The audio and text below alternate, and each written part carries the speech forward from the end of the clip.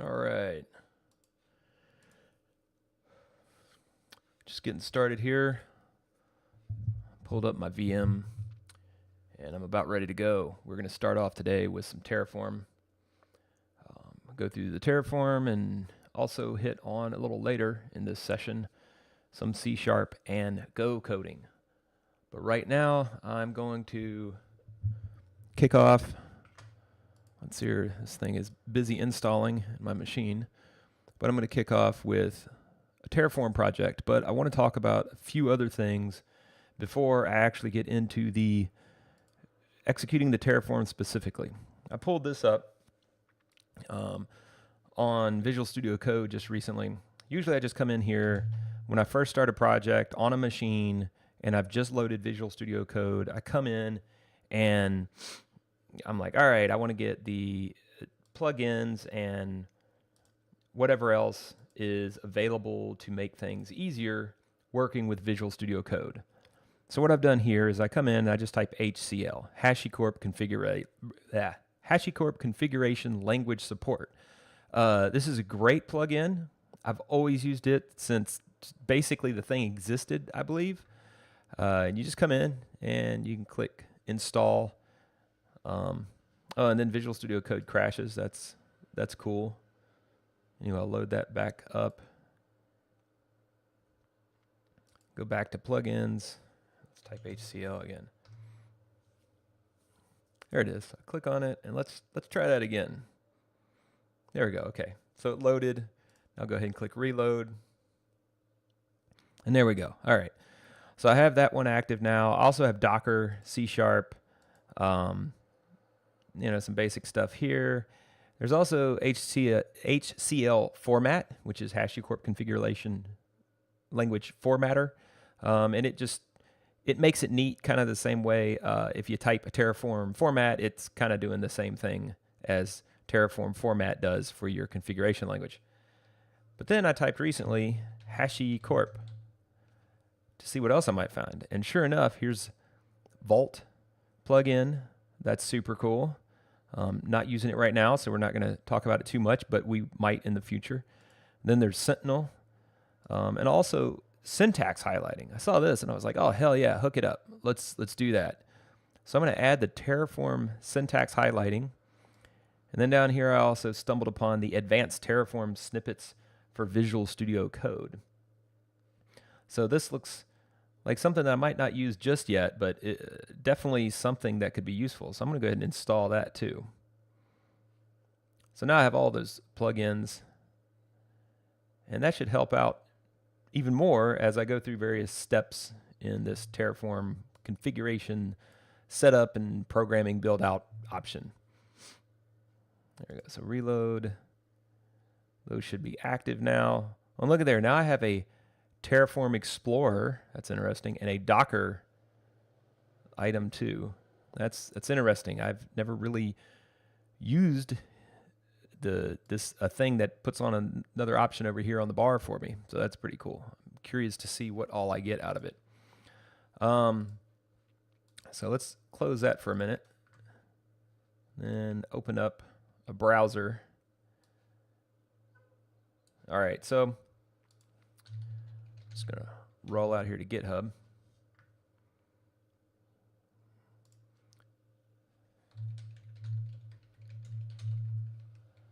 I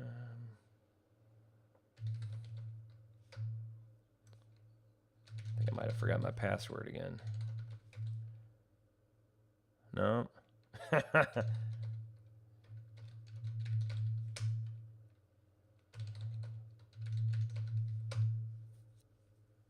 Oh, made it.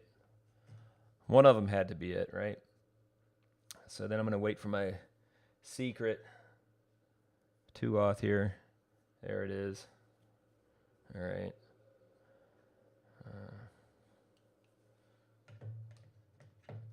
Whoops.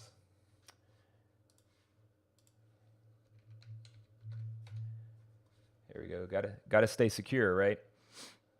So there we go. Now I got all logged in. We can take a look at this stuff. So the project that I had been working on last time, where I did some Terraform stuff, is, I renamed it actually from whatever I named it before, but it's basically the same thing. It's called Terraform Fields. Naming's hard. I don't know why I named it that, but I did. So I'm going to go ahead and get that onto my local machine here.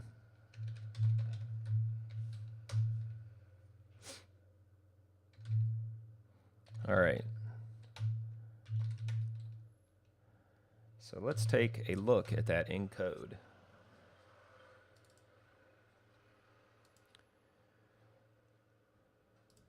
All right, so what I did last time was I set up where I have state resource set up, which is a Google storage bucket. I have the respective connection for that in that folder. So what my creator script does is it navigates into that, initializes that, and applies that resource, which is just the storage bucket, and that's it. Once the storage bucket is created, then it goes out and begins the next phase of the process, which is it navigates down here to Terraform init and Terraform apply in the core project directory. And that then has my connection also, and have my state file designated right here, which is basically pointing to that bucket that's created by that first step, since it's available after that, of course. And then as it builds out all this infrastructure, it puts that state in that Google Cloud storage bucket thing, whatever it's called, out there. So and right now I have 2 networks. I make a production network here, and I make a dev network, and I put 2 subnets in each. I have a subnet in East 1, that's over there on the East Coast, and I have a subnet over on the West Coast, so way over here, and that's actually down in the Dalles in Oregon. So get good response out of that one, get redundancy out of East 1.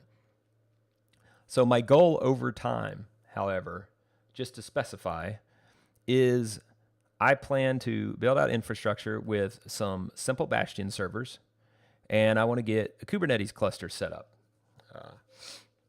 preferably in at least West 1, so we can get started with a West 1 dev setup for Kubernetes.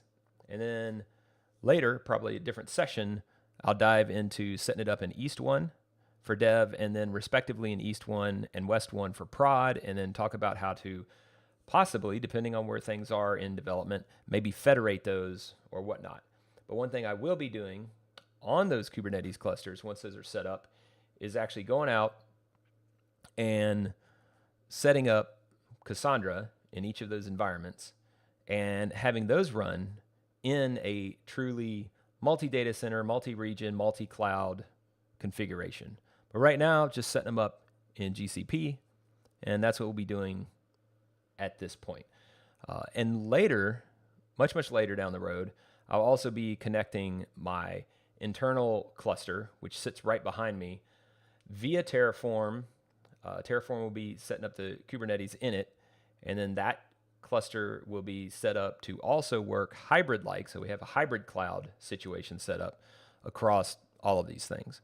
So basically one giant database, distributed system, distributed database across all of the regions and over into the hybrid cloud setup into my local cluster here.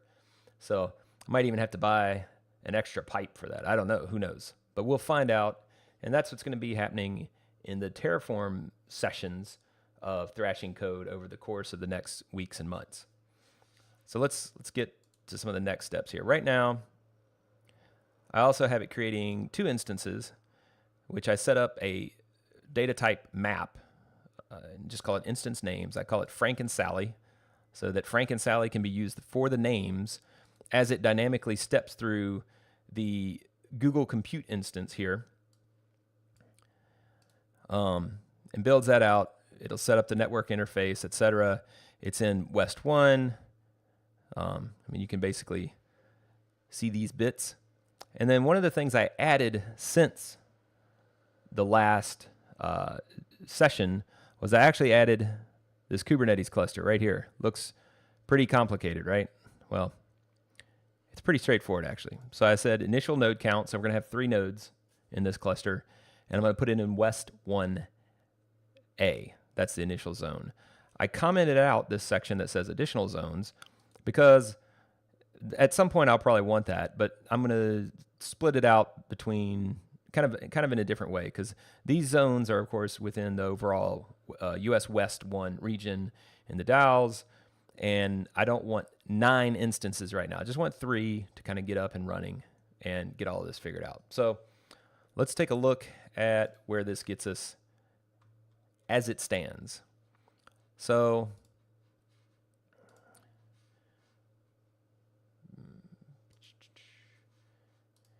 bear with me here as I look for, oops, keyboard's making lots of noise. All right. Ah, there we go. Just clicking on the wrong thing. All right, I'm in here, and I also have so I was talking about the create shell, which you see here, and then there's the destroy shell. So I had previously, just before I started the session, I created the infrastructure. So what I'm going to do right now actually is knock that out. I'm going to use my destroy script here. Oh, do we already have an error? Line 3. Removing GS. All right, you can't remove it yet because we're not even there, of course. So let's just take a look at, let's do a Terraform plan. We'll just run some of this stuff manually. Ah, there's my problem. I haven't installed it on this machine. So let's take a look at doing that real quick. This will just take a minute. So Terraform.io.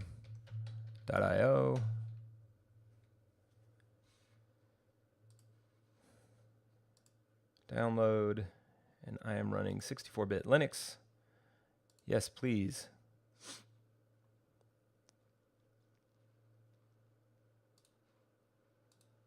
Is that done? That is still not done. I think it's stuck in a loop. Let's see if I can do this. Well, I'll ignore it for the moment. Maybe it'll get done.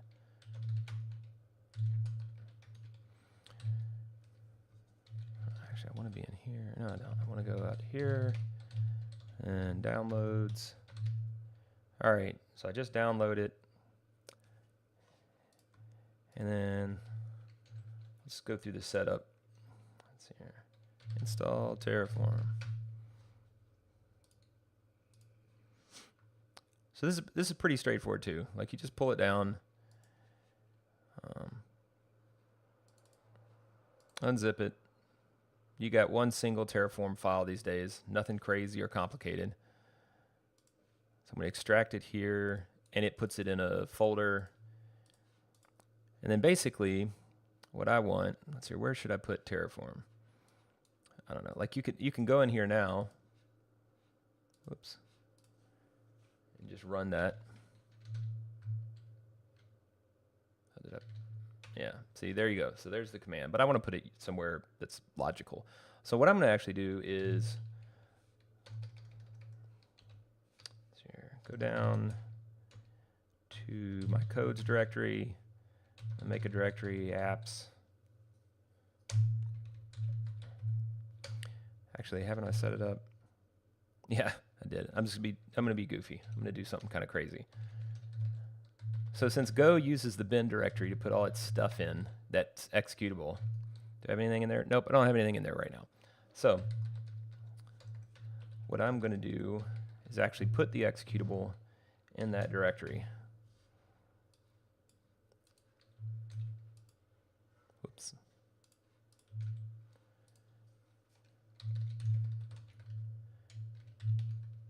Let's see if it'll actually source that. No. So anyway, I'm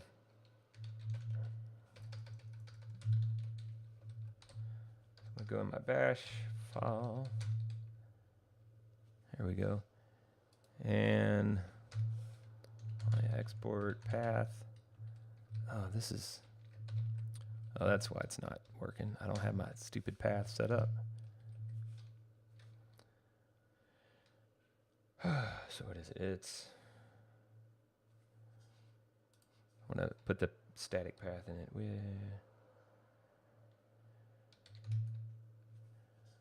home Adrian codes. Home Adrian.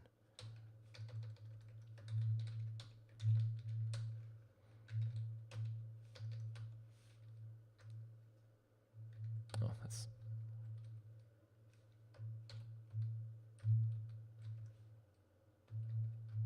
Actually, let's just add this like so.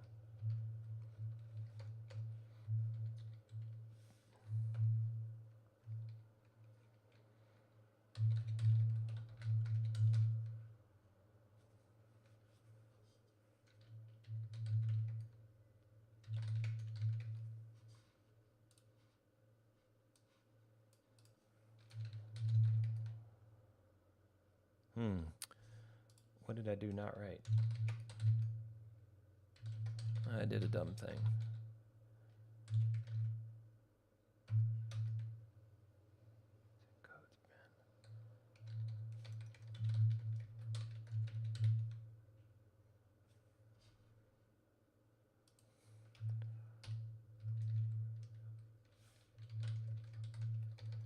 I'm going to make another separate line here. Path plus this thing.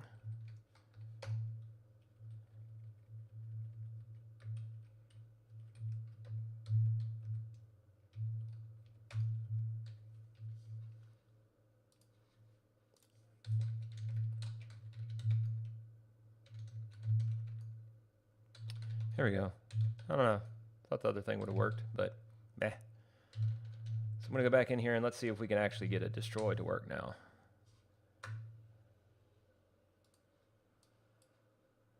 Right, it did stop because I killed it.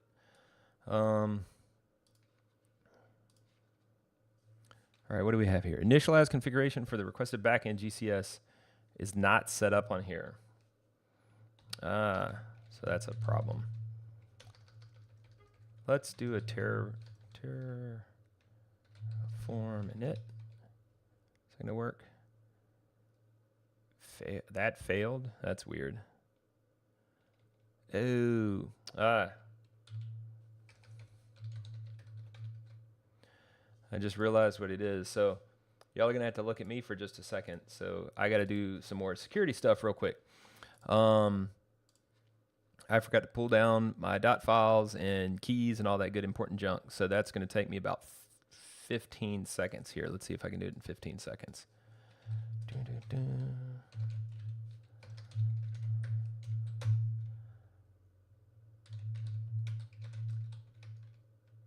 Ah.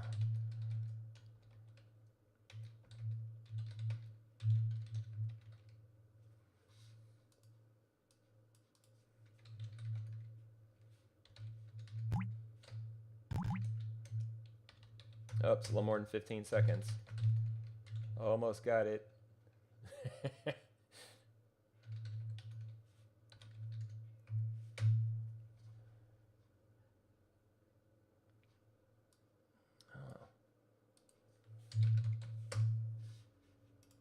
All right, we're going to try to do just a creator one.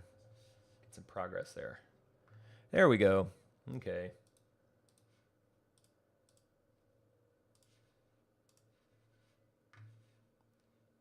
Progress.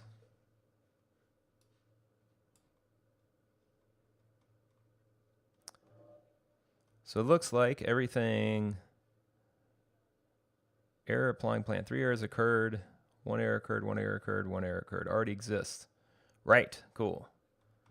Okay, let's see if we can destroy from here. Yes, no, maybe.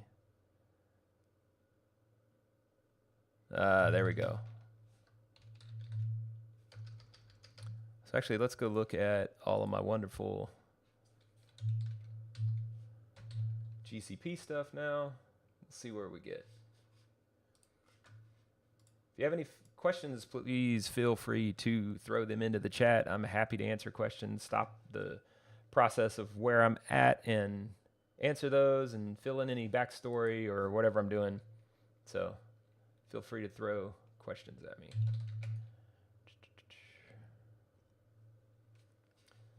is the,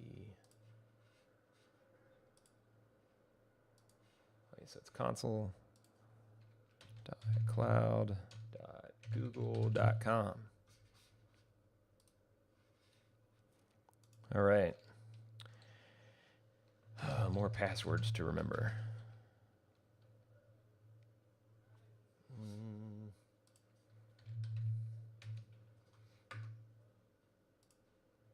All right, now I got to dig up the password. Flying through. Dun, dun, dun.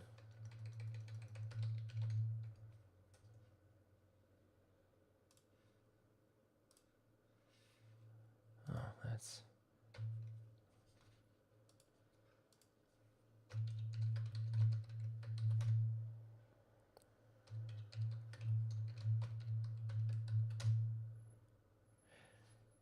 Yeah, I think.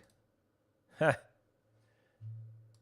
Yeah, I typed it wrong, or I didn't, or something. I don't know, I typed it wrong 3 or 4 times. Had the right code, right password, blah, whatever they're called. Right password the first time. So now let's get back over here and see what we got out here. Do we have a Kubernetes cluster running? Oh, look at there. We sure do. So I don't really want that up right now. I'm going to delete it. Delete all this stuff. I didn't actually want this out there at this point. You can see the cluster instances and then my Frank and Sally instances that I created a minute ago. But I'm going to actually delete those two because somehow I've gotten out of sync with all of my Terraform and do not need all of this stuff out there.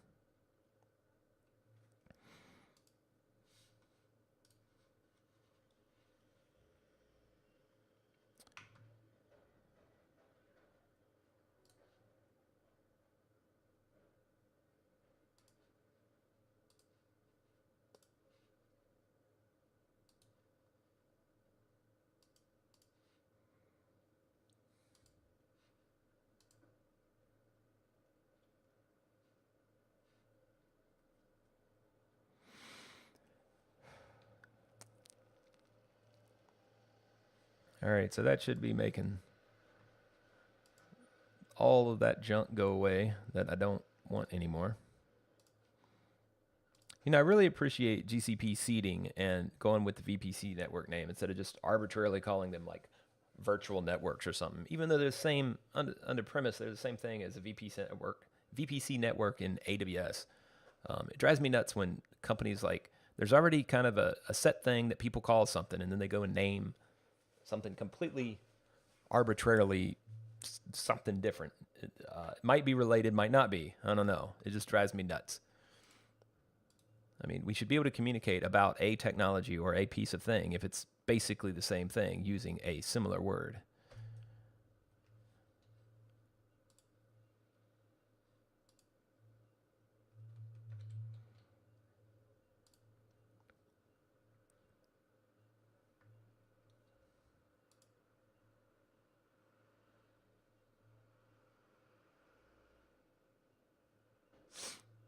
All right, there we go.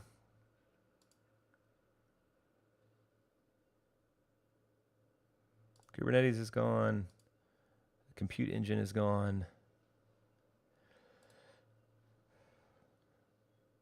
This is a good example of why you want your, you know, everything infrastructure as code instead of clicking through a stupid interface.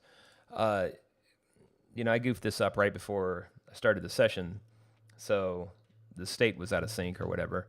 But let's take a look now.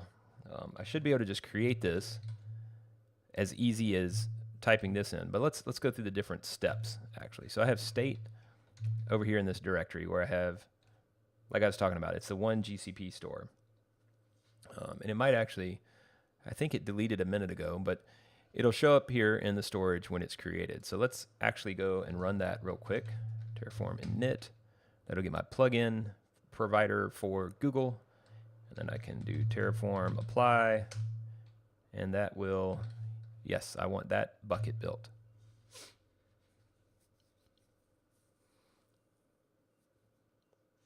All right, there we go. So we have the bucket. If I go in here, refresh, and boom, bucket, right? Yes, thank you, slow internet. There we go. So now let's go over to, well, we'll just go to the engine here. And we'll look at this and say we want to now go create the other bits. So I can do Terraform plan. Let's see where we're going to get. Oh yeah, I didn't. Got to do Terraform init.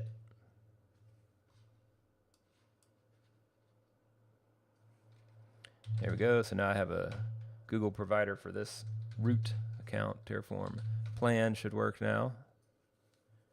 There we go. So 9 items to add, 0 to change, 0 to destroy. So here's my cluster, or Kubernetes cluster. Various parameters. Then my subnetworks, network, and instance default 1 and 0, which is respectively, I believe, what, Frank? Yeah, there we go, Frank. And Sally. Cool. So I'm going to apply that. Yes, please build those 9 things. And we're off. Getting that infrastructure built now.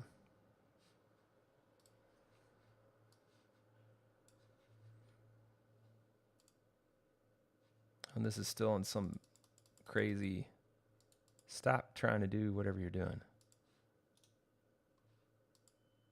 There we go. I'll fix those things off air. I don't need updates right now.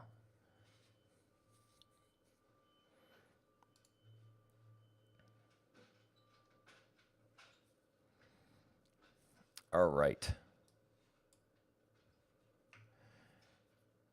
So that's going to take a minute to build all that stuff, but we'll dive back into this and take a look at things. So I have this set up where basically I can create the environment, the whole environment, and then I can just work from there. And as long as it's a good Terraform build of the whole environment, that's great. And then I can destroy it. So basically, I run the creator at the beginning of the session and then destroy at the end of the session. Now, I'll change it a little bit more to be more dev production type oriented, because obviously you're not going to run your Terraform every morning and build out all your stuff. You're going to build it and then work over time to maintain the infrastructure, to add infrastructure resources and things like that. So your Terraform files will change, but you won't particularly just recreate a completely new environment. The creator script is basically a one-off thing that's made it easy just for me to iterate to get the infrastructure to a baseline where once I get it to a baseline, I'll just work with it as if I'm just in a production environment or an ongoing development environment and just working on it and working on it and working on it. It's just going to be Terraform apply, Terraform apply, Terraform apply. None of this Terraform apply and then destroy everything like I have it set up right now. So anyway, you know why it's set up that way now. So we finished. We have our cluster cert, key, etc. for Kubernetes spit back out at us. So all that stuff is now in the cloud. There's Kubernetes cluster. Clicked on it, and it'll take 10 minutes because for some reason, master version 197.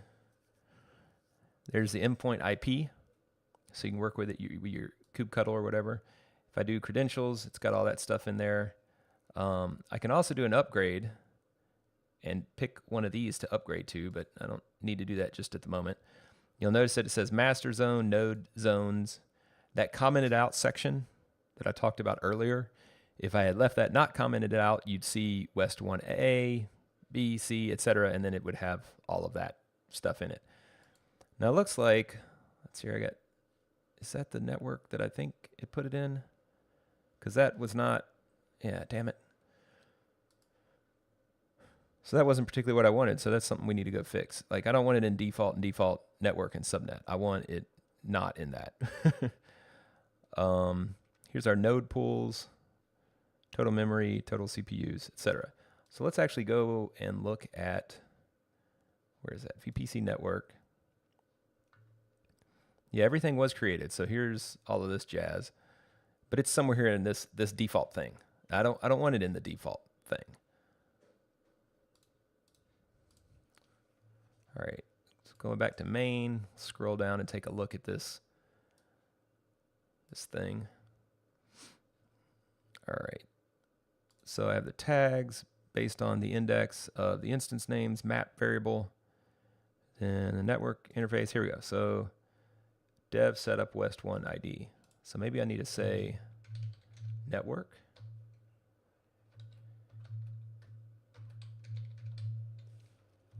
Network dot dev development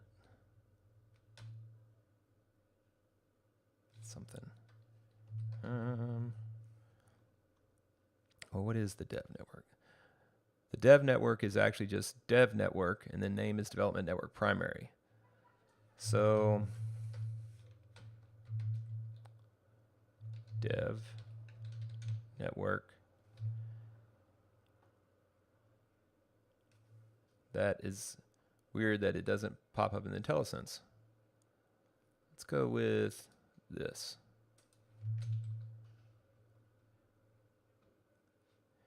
Default US West 1A. It's the zone. That is correct. This part is wrong.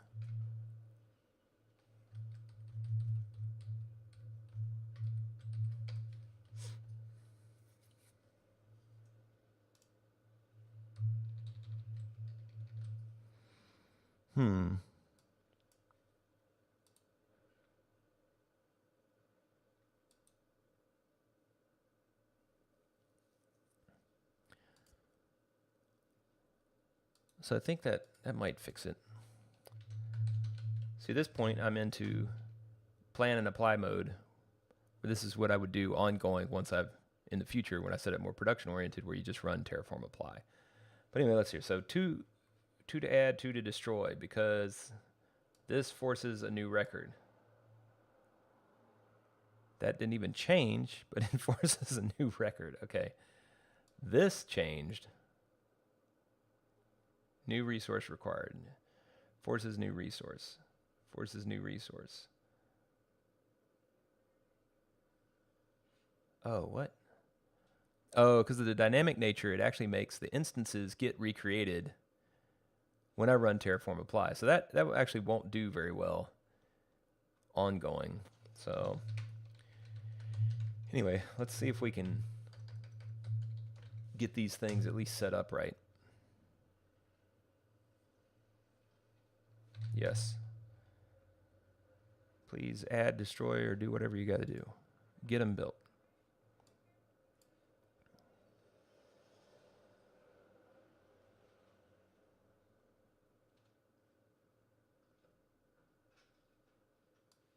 Oh, shoot. I wasn't paying attention. I changed that in the instances. No wonder I was confused why I was doing the instances. What I need to do, though, is make sure that this... What do we got here? We got network. Yeah, network.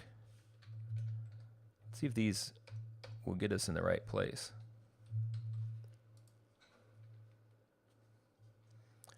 Yeah, that's what I thought. Okay.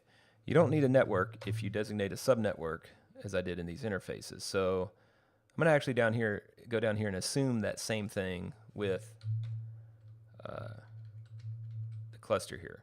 But since it's going to a specific zone, West 1-A, I want to do a subnet, or, well, we'll try it and then see what happens. So Terraform apply.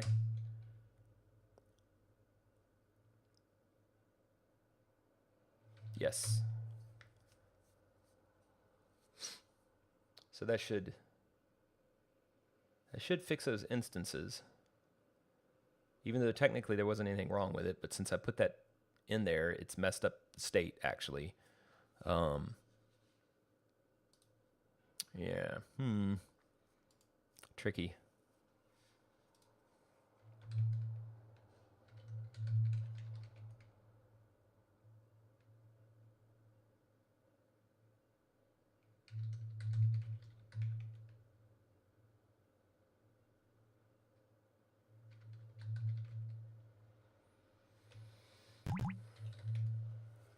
So I have another instance running right now, and just to see, when you have state stored in a location, like out in GCP like this, you can have two people working against the environment.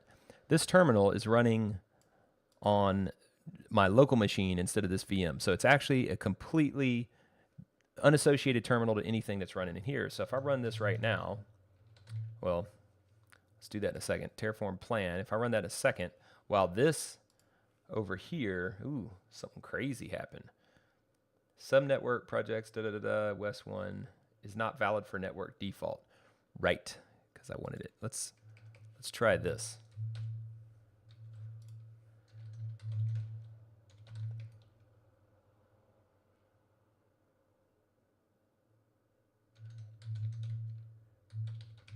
Let's get that going.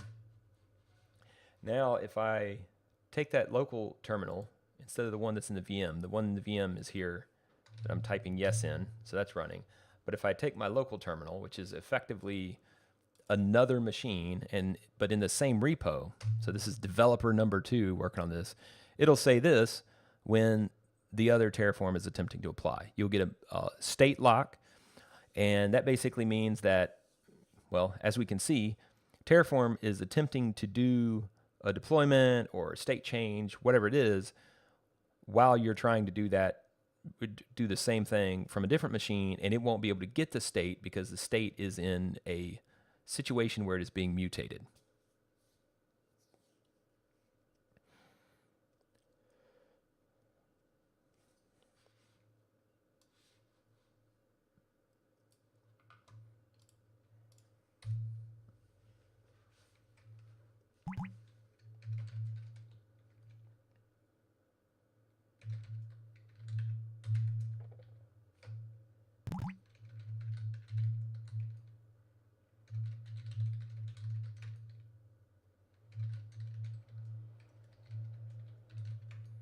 What do we got here?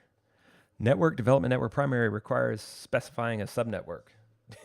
Damn it. So do we need both of these? Maybe, maybe not. I don't know.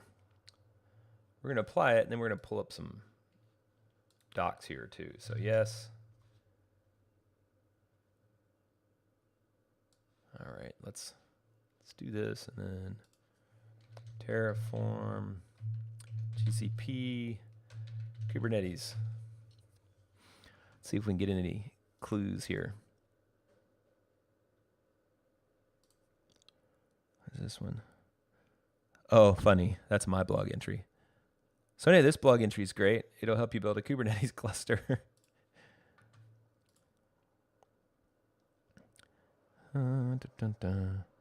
So let's hear. It says, I know there's a network here. I don't want it. No, there we go.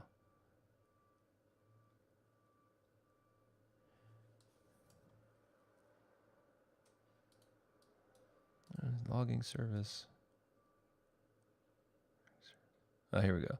Optional. The name or self-link of the Google Compute Engine network to which the cluster is connected. For shared VPC, set this to the self-link of the shared network. And then network policy structure dominant. Okay. The network, subnetwork, optional. The name of the self-link of the Google Compute Engine subnetwork in which the cluster's instances are launched. So I would think, based on that, and based on how the instances work, that this should be working theoretically with just a subnetwork. Because to get assigned a subnetwork, you have to be in the network of the subnetwork. So we'll find out if Terraform knows how to do that here in just a minute or not.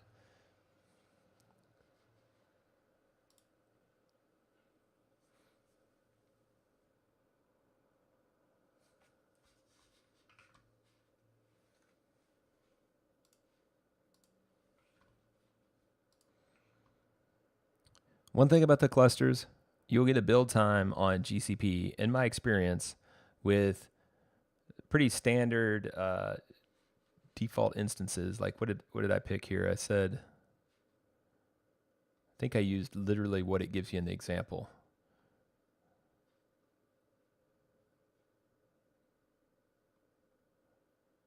Oh, yeah, it doesn't even specify in here. I haven't even got to that point.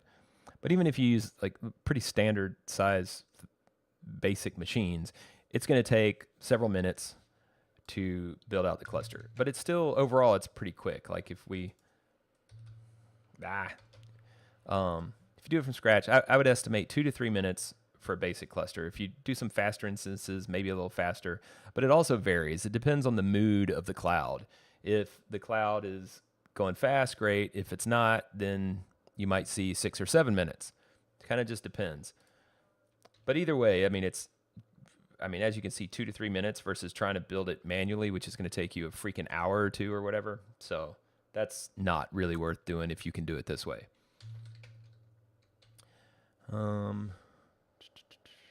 So that finished. Which subscribed? No, I'm already subscribed. Thanks. It's real cool. All right, so there's my networks, and I want to go over to Kubernetes engine clusters. Where are we at here? There we go. Okay, it's built, and let's go see if. There we go. Now it's where I want it. US 1A, and US West 1A for the master zone and node zones. Yep, and this, I love that. Love seeing that the right stuff connected to the right stuff. So let's go in here real quick and let's just comment this out. I want to just show you what it will do because it happens. You need more additional zones or whatever. So if I hit apply right now, it's going to go through that, look at the cluster where it's at, and sure enough, it's going to, why is it still, it's really annoying. Computed name, it's not a computed name, dude. What the hell? Anyway, when you add these, additional zones definitely requires a new resource to be created. Even though it's weird that it says this instead of that. Here it seems weird to me that this subnetwork is forcing a new one every time. Let's go up here. The subnetwork is, oops. Yeah, subnetwork is that variable. I guess if I statically put it in as the ID of that the subnetwork, it wouldn't recreate it every time. But in this particular situation, it's recreating it every time. Personally, right now, that's okay. At some point, when you're trying to maintain this stuff and you don't want those servers recreated every time, that's totally not okay. Whoops. Anyway, Terraform apply.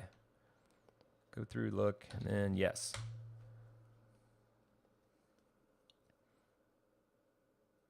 All right, so now that's going to destroy those 2 instances and the cluster, and it should rebuild the cluster with 9 nodes now in 3 zones within that region. So if we go back over here, we should get a little, come on, show a little in progress sign or whatever.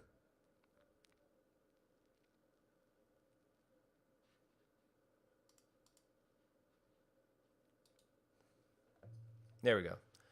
So that just shows you that it's in the process. Something's happening to it. It's in a state of failure.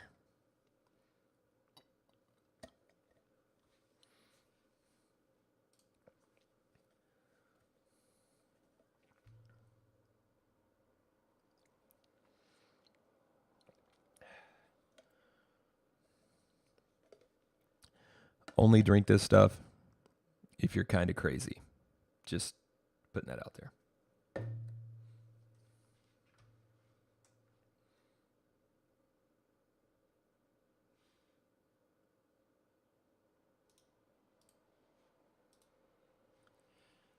Did it? Whoa.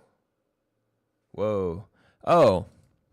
This is hilarious. So the reason that this happened is it's actually a useful error message. Let's just think for a minute. Useful error message. Those are so cool. Not always frequently do we see useful error messages. But insufficient regional quota.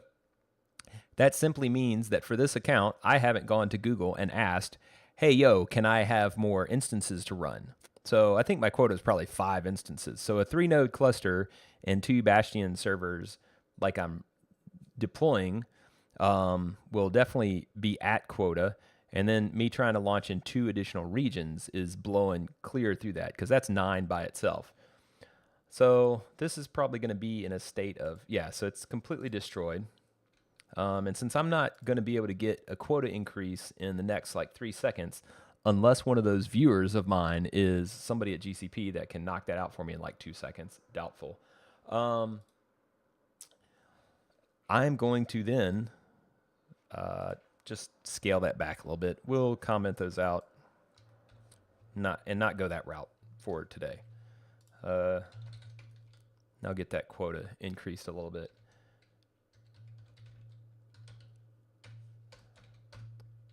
All right, so seriously though, what next steps? Had a few key things I wanted to knock out here. So I'm gonna check that, because I put it in my event description. Don't redirect. Damn it. Come back here, event. So I just learned on Twitch, if you go to your event page while you're in session, it'll redirect you. Okay, so I've actually done every single thing that I had planned to do. So that's cool.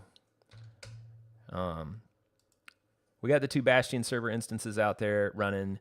We got the Kubernetes cluster up and running. I'm just going to, this is in source control. You don't have to leave commented out stuff in source control. Don't really need that comment because I know what it's for. So that's kind of ridiculous. And I know that this is server instances, networks. Yeah, I like my stuff to be a little bit more to the gruff for sectional division of things. So I'm going to actually take this. I'm going to actually blow away this count too, because I only need 1 backup server. Since we've covered how to loop through with the count, I'm going to turn this into a little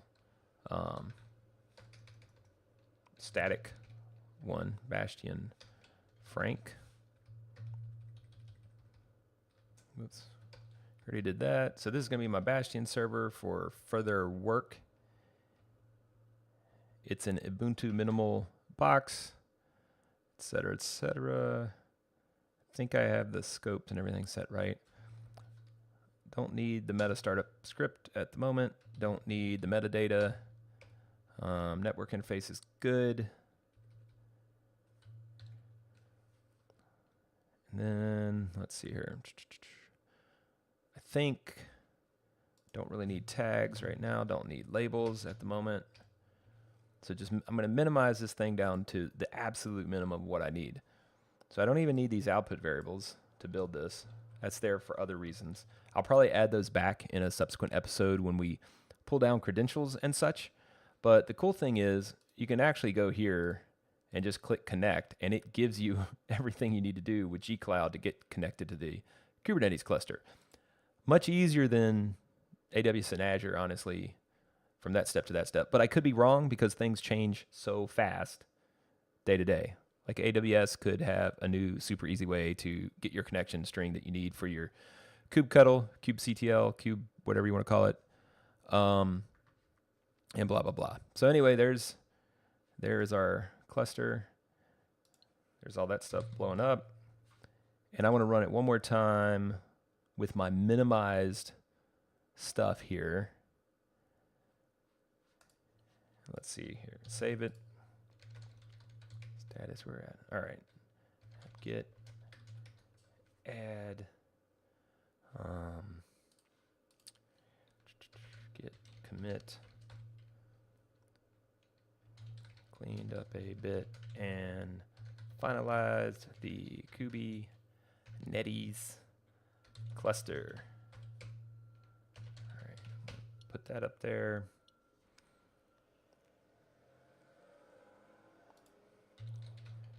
And run it one more time here.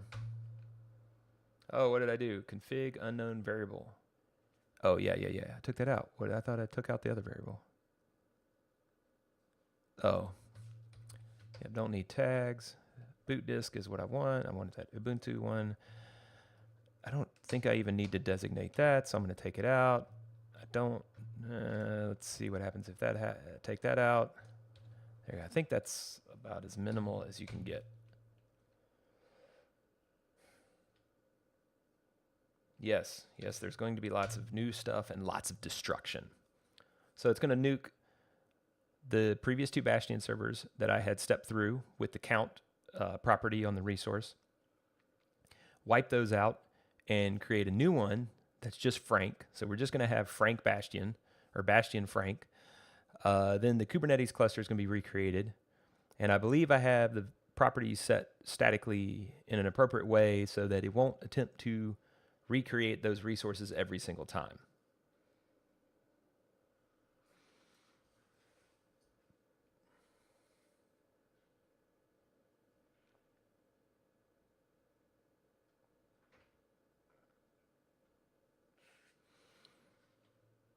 And just for reference again, the repo that this is in, as it grows, this will be its location, is, let's see here, what did I just call it?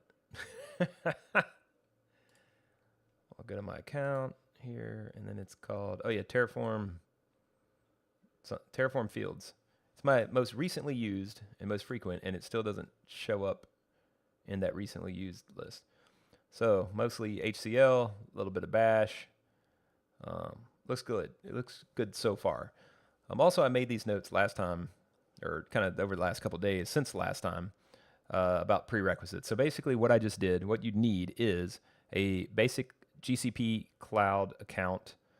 I guess I should specifically state that. So you can even use the 300 free credits or whatever to get that cloud account started and do what I just did. The $300 will last easily whatever the time frame is for it that's allowed to be used or whatever, and even a little bit beyond with what I'm running.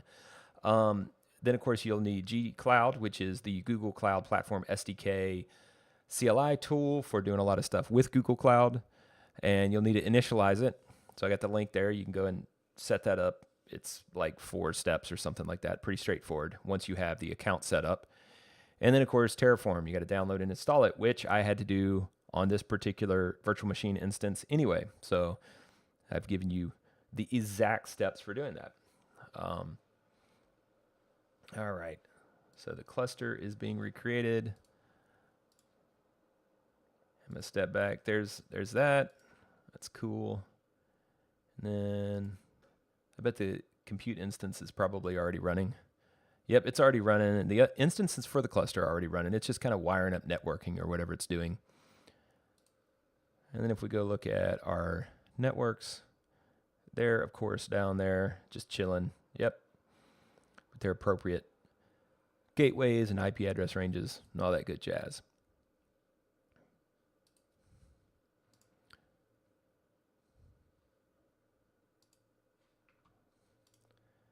All right, so with that being where we got to, I'm going to leave it and I'm going to move it into a little bit of break.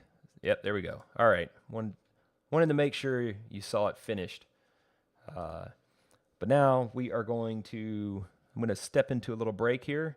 You don't have to leave the stream. The stream's going to be active the whole time, and I'm going to get restarted here in just a few minutes with actually writing some C#. Eventually, all of these projects will conjoin, and you'll see how the Terraform project is being used to build the infrastructure that eventually the C# project will work against, and the Go project, which I work on a little bit later, will also be working against. So all this stuff is intertwined. It's not like I'm actually working on 3 completely autonomous, unrelated things. All this technology works together. It's all a bunch of computering, so it should be good stuff. And anyway, on that note, enjoy a little outro music here. And I will be back in just about 10 minutes. Start the C# coding at 2:17 p.m.